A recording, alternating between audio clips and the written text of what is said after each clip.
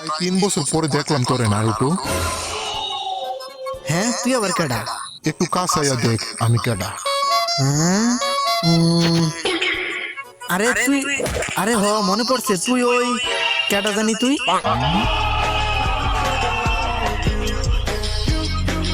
আমাদের অনেকদিন পরে দেখা হয়েছে।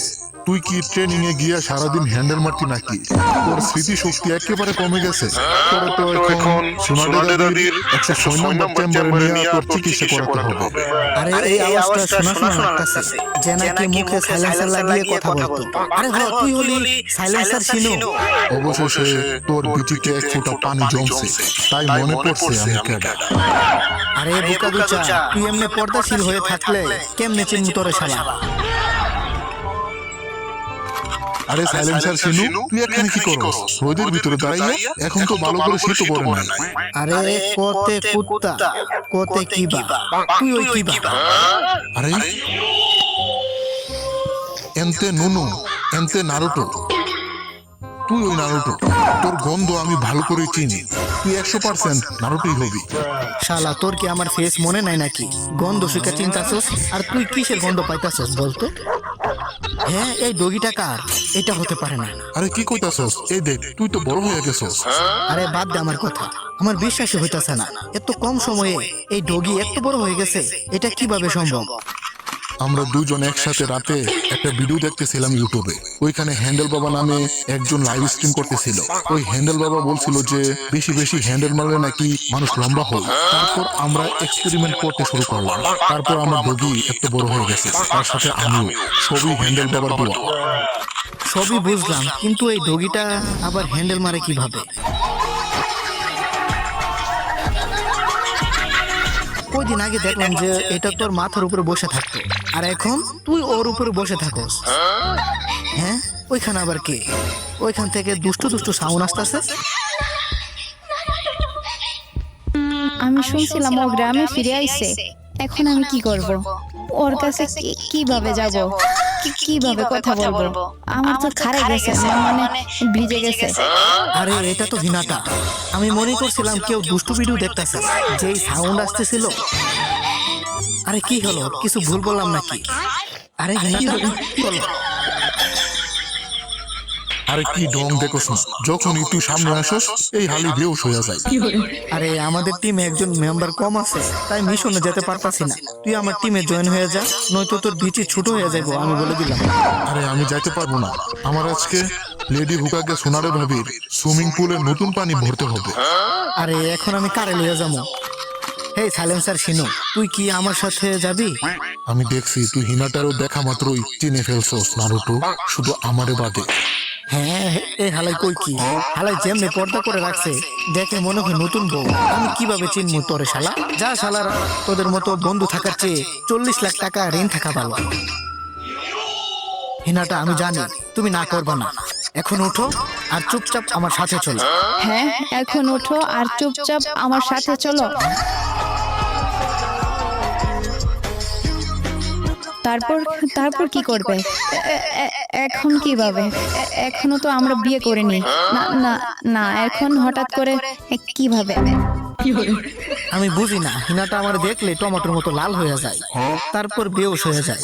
আমি দেখতে কি এতটাই ভয়ঙ্কর নাকি? যা, ওরা রাজি হয়েছে না তো কি হয়েছে? আমার একটা বন্ধু আছে যে নাকি আমার কোনোদিনই মানা করবে না। কি তোর টিমে জয়েন হতাম? আরে আমার চুনি না এক্সামের ইনচার্জ বানাই দিছে, তো এখন আমি চাইলেও যেতে পারবো না। দূর বোরিং একটা কাজ।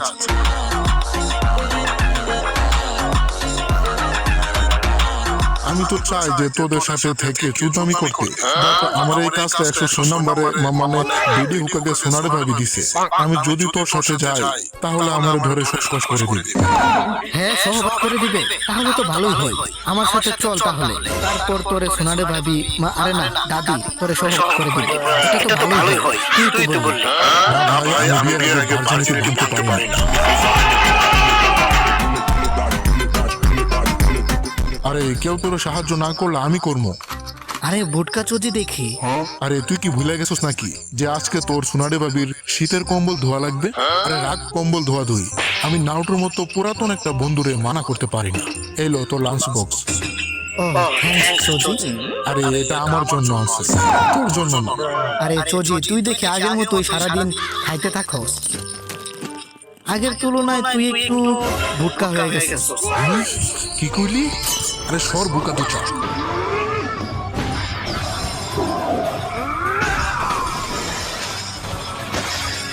এই হালাই আবার কেডা? আমাদের উপর শুধু শুধু হামলা করতেছে। আমি ওরে চিনি না, এই হালাই আবার কে? কিন্তু ও দেখি আমাদের গ্রামের হেডব্যান্ড পরে রাখছে। যে ওই হোক না কেন, এই হালারে আজকে চুদ্রিং করে দিব। অনেক দিন ধরে ফাইট করি না। যা নারুটো, আমি তোর কভার দিতেছি। ওর বিচি টার্গেট কর, যা। হালার পুত, তুই আমার বন্ধুদের উপর হামলা করছস, আজকে তুই শেষ। নিনজা আর্ট সুপার বিস্ট চুদ্রিং পং।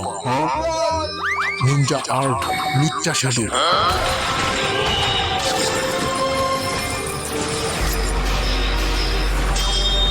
অনেক হয়েছে, এখন বল তুই কে? হালা হাফ লেডিসের মতো পেট দেখাইয়া কাপড় পরে রাখছস। শালা এটা হলো চুদলিং পং স্টাইল। আর তুই দেখি অনেক দুর্বল, সারাদিন হ্যান্ডেল মারস নাকি? বোকা দুচা, আমি মেয়েদের উপর হামলা করি না। আর তুই মায়া না পোলা, এটাও বোঝা যাইতেছে না। সবকিছুই বলবো নারুটো, সময় আসো। আরে হালাই আমার নাম কেমনে জানলো? আরে থাম হাফ লেডিস, যাস কই? হালাই দেখি কঠিন যাওরা আমেরিকান মেয়েদের মতো পেট দেখাইয়া কাপড় পরে রাখছে। আর কি হয়েছে? আরে কি হয়েছে আগে শোন। একটু আগে একটা হাফ লেডিসের মতো দেখতে একটা ছেলে আমাদের উপর অ্যাটাক করে দিছিল। একেবারে তোর মতো পেট দেখাইয়া কাপড় পরে রাখছিল। ওইটা কি তোর ওই শাহবাগী ফ্রেন্ডের ভাইটা নাকি? হাফ লেডিসের মতো দেখতে ছেলে মানে ওই ছেলেটা? এক মিনিট, ওইটা তো নারুটো। আরে ওইটা না, আরেকটাই ছিল। নারুটো, তুই কি ওরে চিনিস নাকি? চিনি। হালাই আমার উপর হুদাহুদি হামলা করে দিছিল। আজকে তোরে চুদলিংপং করে দিন। অনেক হয়েছে নারুটো, থামো এবার। হ্যাঁ, আপনি আবার কাটা মিস্টার? এখন থেকে তোমরা তিনজন একসাথে থাকবা। সাসকের বদলে ও তোমাদের টিমে জয়েন হবে। কি সাসকের বদলে এই হালাই লেডিসের মতো দেখতে আমাদের টিমে থাকবে? এটা কখনোই হতে পারে না। আমি তো তোর উপর হামলা করে দেখতে চাইছিলাম যে তুই কতটা পাওয়ারফুল। এখন বুঝতে পারলাম তোর বিচিতে একেবারে জোর নাই। তুই শালা দুর্বল। কি করলি তুই? তোর আব্বা দুর্বল, তাই তো তুই এমন হইছস। তোর কাপড় লাগলে আমার বলতি, আমি কিনা দিতাম। শালা হাফ লেডিস। আরে নারুটো, এইভাবে কথা বললে তোর সাথে কেউই বন্ধুত্ব করবে না। আমি যে কোনো মানুষের সাথে বন্ধুত্ব করতে পারি, তোমার মতো ব্রেনলেস মেয়েদের সাথে।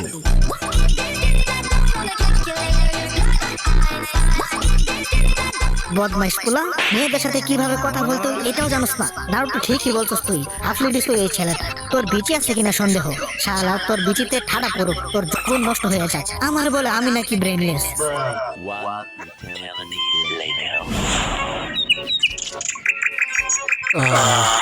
শরীরটা ভালো না, আর কত এই শীতে বউ সারা থাকবো। হ্যান্ডসাম হইয়াও জ্বালা। সবাই ভাবে আমার গার্লফ্রেন্ড আছে, তাই কেউ আমার প্রপোজটা পর্যন্ত করে না। মেয়েদের কিভাবে বুঝাবো আমি একেবারে পিওর কুচি একটা ছেলে যে নাকি এখনো সিঙ্গেল। তোর তো একেবারে বুকাচন্দ্রর মতো লাগতেছে। মাস্টার জিরাইয়া, তুই তো আগে থেকেই বুকাচন্দ্র ছিলি রে, জিএফলেস বুকাচন্দ্র।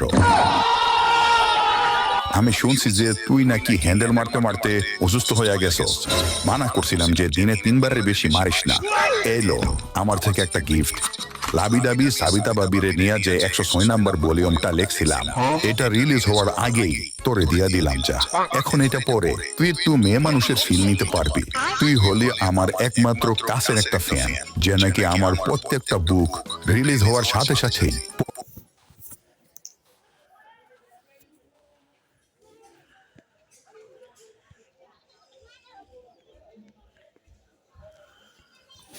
ওর নাম হলো টমেটো, আরে না ইয়ামাটো। তুই ওরে দেখলে চিনে ফেলবি। ও ইয়ামাটো, আমার ছোট ভাইয়ের মতো। ওর সাথে কত মিশনে গেছি। আর তুই বললি ও তোর ছোট ভাইয়ের মতো। ও কি তোর আপন ছোট ভাই নাকি? আরে না, কি কো, আমার কোনো আপন ছোট ভাই নাই। ওর সাথে আমি আগে অনেক মিশনে গেছিলাম, ওইখান থেকে চিনা। ওর একটা খালাতো বোন আছে, নাম হলো হানারে।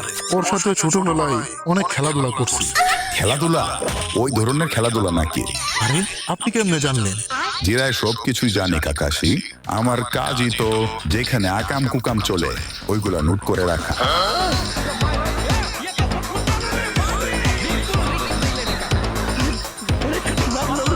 তাহলে আপনার ওই চলো যাই বট গাছের তলে ওই বইয়ের 106 নম্বর পৃষ্ঠাতে যে একটা ছেলে আর একটা মেয়ে আছে বট গাছের নিচে রোম্যান্স করে, এটা কি আমার আর হানারের কাহিনীটা মেরে দিছেন নাকি?